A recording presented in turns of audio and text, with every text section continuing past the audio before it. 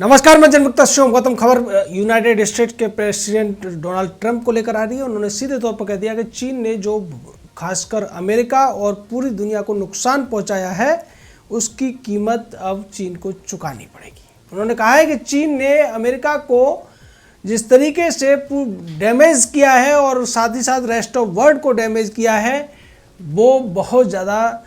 चिंतनीय भी है और विचारणीय भी है। और इसका मतलब सीधा ये है कि अमेरिका किसी भी तरीके से चीन को माफ़ करने के मूड में नहीं दिख रहा है। इसके स्पष्ट संकेत पिछले दिनों में देखने को मिल रहे हैं।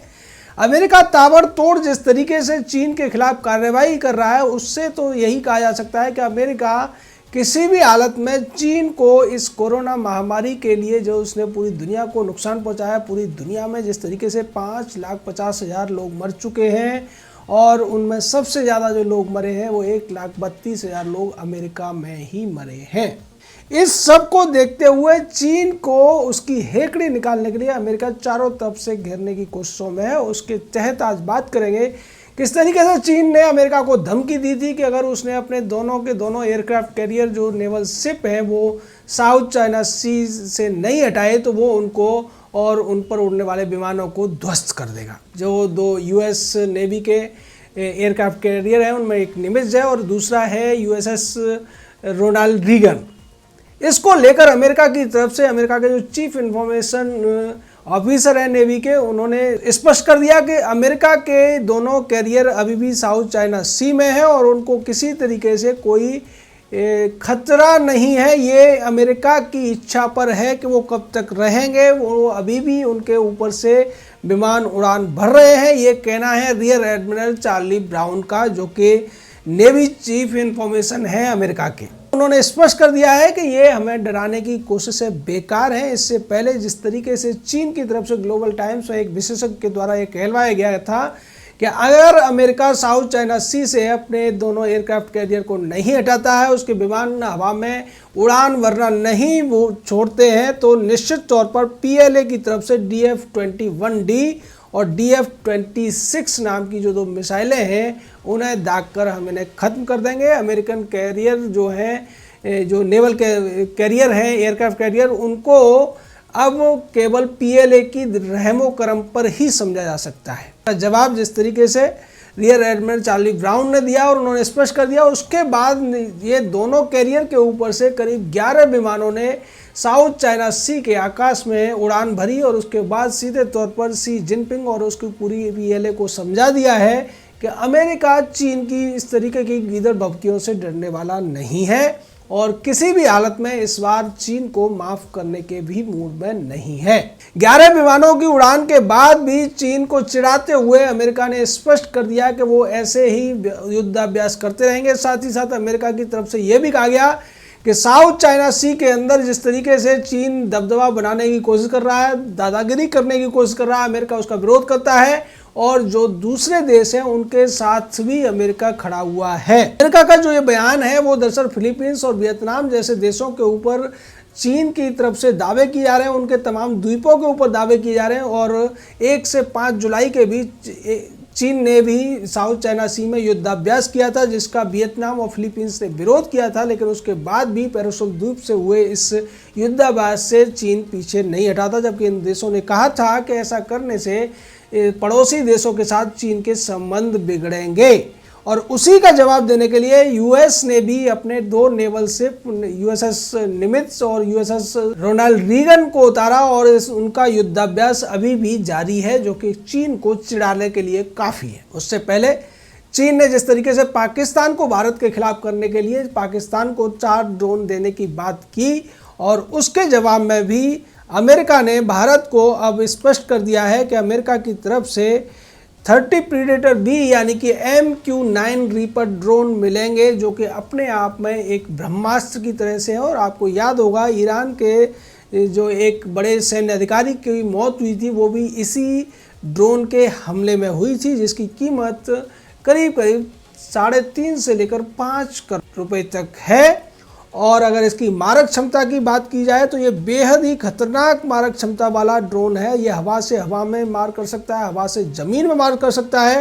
और ये अपने लक्ष्य को न केवल ढूंढता है बल्कि उसको खत्म भी कर देता है। ज़्यादातर ड्रोन केवल तस्वीरें लेने का काम करते हैं, लेकिन ये हथियारों से लैस है और इसका जो वजन है वो 2220 किलो के करीब है। आप समझ सकते हैं कि ये कितना बड़ा ड्रोन है। और अगर इसकी स्पीड की बात की जाए तो ये 230 मील यानी कि 368 किलोमीटर प्रति घंटे की जो स्पीड है उससे हवा में उड़ सकता है, अपने लक्ष्य को भेज सकता है और लक्ष्य को भेजने के बाद ये वापस भी आ सकता है, क्योंकि इसमें इतना फ्यूल भरा जाता है कि ये 1150 मील यानी कि 1851 किलोमीटर तक यात्रा करके अपने लक्ष्य को ढूंढ के भेद के और वापस आ सकता है। इसमें करीब 2200 लीटर फ्यूल है वो भरा जाता है। इसी वजह से इसकी कीमत भी ज़्यादा है। इसमें मिसाइलें फिट की जाती हैं और उन मिसाइलों के द्वारा ही ये अपने आप को इतना मारक बना लेता है कि किसी भी लक्ष्य को कहीं भी ढूंढ कर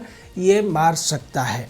निश्चित तौर पर इसकी गति, इसकी मारक क्षमता और जो भी इसकी खासियतें हैं उनसे अब सीधे तौर पर पाकिस्तान हो या चीन हो उनको भी डरने की ज़रूरत है, क्योंकि भारत ऐसे 30 प्रीडेटर भी और या जो MQ-9 नाम का जो ड्रोन है इसको खरीदने जा रहा है अमेरिका से। और जो ये सीधे तौर पर उस बात का जवाब है जो पाकिस्तान को चीन ने लद्दाख के अंदर हमलावर ड्रोन विंग लॉन्ग 2 देने की बात की थी और उसको देने जा रहा है। उसके जवाब में भारत को अमेरिका ने ये जो दूसरा ड्रोन है जिसको दुनिया का सबसे शक्तिशाली ड्रोन कहा जाता है वो देने की बात की है। इससे पहले भारत की तरफ से लद्दाख में जो निगरानी हो रही है वो इजराइल के ड्रोन विमानों से हो रही है। इनमें हथियार नहीं होते हैं, ये केवल निगरानी के काम आते हैं। लेकिन अगर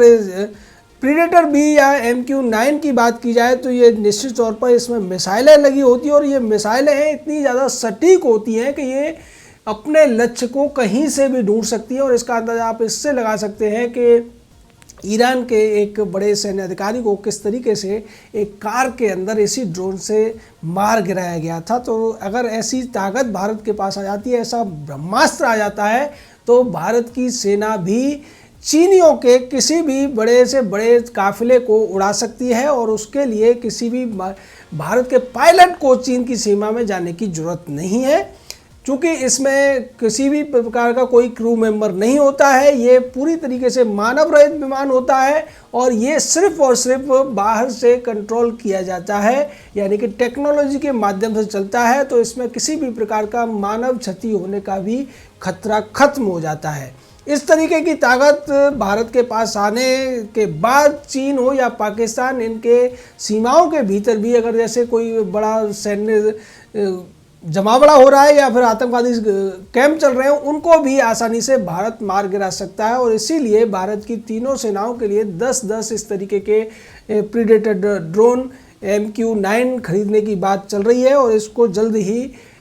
हरी झंडी दे दी जाएगी, क्योंकि ये बहुत ज़्यादा ज़रूरी भी हो गया है। ऐसी स्थिति में जब चीन और पाकिस्तान मिलकर चीन तमाम साजिशें कर रहा है। हालांकि आज खबर यह थी कि चीन ने अपनी सेनाओं को पीछे हटाया, लेकिन भारत सरकार भी जानती है और भारत की तमाम सेनाएं भी जानती हैं कि चीन हर बार इस तरीके की हरकतें करता है। उसकी चालें चलने में वो माहिर है और उसकी किसी भी बात पर विश्वास नहीं किया जा सकता है। वो अगर पीछे भी जाता है, वो घुटनों पर भी आता है, तब भी हमें सतर्क रहने की ज़रूरत है। और यही वजह है कि भारत सरकार, भारतीय सेना और भारत के तमाम बड़े अधिकारी इस पूरी बात को समझते हुए अपनी तैयारियों को कहीं भी विराम नहीं दे रहे हैं। अगर सीमाओं के ऊपर सेना की बात हो तो सेनाओं को हटाया नहीं जा रहा है, केवल पोजीशंस चेंज की जा रही है। और जितनी पीछे भारतीय सेना आ रही है उससे ज़्यादा पीछे चीन की सेना को हटने के लिए मजबूर किया गया है, क्योंकि चीन ने ही इस गतिरोध को पैदा किया था, चीन ने ही विवाद को पैदा किया और उसका खामियाजा भी चीन को भुगतना पड़ रहा है। अब इसकी पुष्टि चीन के ही बड़े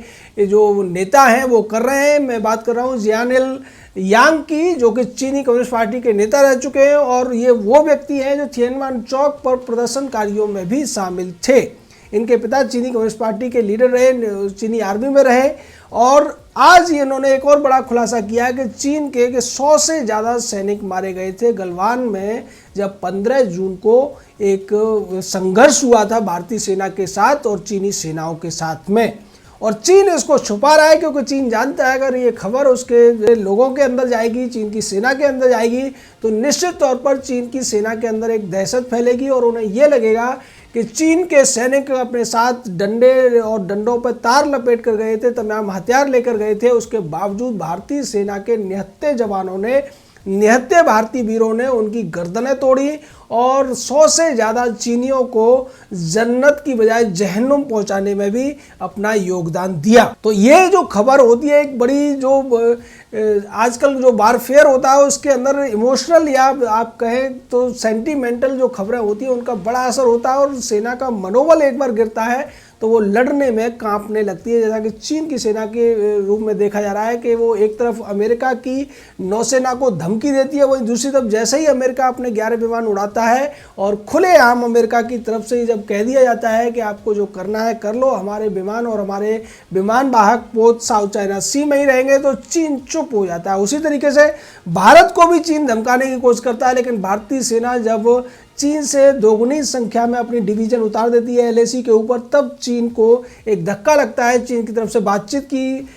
कोशिश की जाती है, ऑफर दिया जाता है और उसके बाद जब जिस तरीके से आज भारत के NSA अजीत डोभाल और चीन के विदेश मंत्री वांग यी की बीच की मुलाकात की जब खबरें आई और किस तरीके से अजीत डोभाल ने चीनी वांग यी को मजबूर किया कि वो अपनी सेनाओं को पहले पीछे हटाने के लिए कहे, जिनके लिए भारत के जो 14वीं कोर के कमांडर थे हरिंदर सिंह ने पहले ही उनसे वायदा ले लिया था, अगर वो ऐसा नहीं करेंगे तो बातचीत कहीं आगे नहीं बढ़ेगी और चीन को अगर बातचीत आगे बढ़ानी है तो भारत की बात माननी ही पड़ेगी। दूसरी तरफ भारतीय जो LAC है उसके आसपास BRO अपना काम करने में जुटा हुआ है। BRO ने 3 महीने के अंदर 3 बड़े ब्रिजेस बना दिए हैं जिनके ऊपर से टैंक और बड़ी बड़ी तोपें आसानी से निकल सकती हैं और वो निकल भी रही हैं। 3 महीने के अंदर 3 बड़े ब्रिज बनाना BRO की एक बड़ी उपलब्धि है और उन्होंने स्पष्ट कर दिया है कि चीन के ऑब्जेक्शन से BRO के काम पर कोई फर्क नहीं पड़ता है, क्योंकि भारत सरकार की तरफ से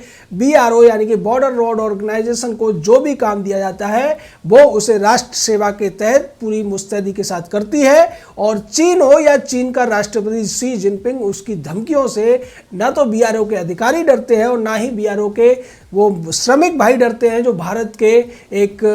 सम्मानित नागरिक हैं। तो इस तरीके से चीन की तमाम धमकियों के बावजूद भारत ने अपना LAC के आसपास का जो सड़क निर्माण का कार्य था उसको जारी रखा और उसको लगभग पूरा करने की स्थिति में आज भारत है। उसका नतीजा ये है कि भारत की कई डिवीजन्स बहुत ही तेजी के साथ से LAC के पास पहुंची और उसके बाद चीन के ऊपर बड़ा दबाव पड़ा, चीन घुटनों पर आया और चीन ने अपनी सेनाओं को पीछे हटाने के लिए कहा और बाद में चीनी विदेश मंत्रालय के प्रवक्ता जाओ लिजियन ने भी इस बात की पुष्टि कर दी कि हाँ, चीन ने अपनी सेनाओं को LAC से 2 किलोमीटर पीछे हटाया है। तो सीधे तौर पर यह सत्य की जीत है, यह विकासवाद की जीत है। चाहे अमेरिका के राष्ट्रपति डोनाल्ड ट्रंप की बात हो या भारत के प्रधानमंत्री नरेंद्र मोदी की बात हो, दोनों ही तरफ से चीन अब घिरता हुआ नजर आ रहा है। चीन को घुटनों पर आना पड़ेगा क्योंकि उसने दुनिया को जिस तरीके से संकट में डाला है उसकी कीमत तो अब उसे चुकानी पड़ेगी और ये कीमत ये भी हो सकती है कि चीन चिंदियों में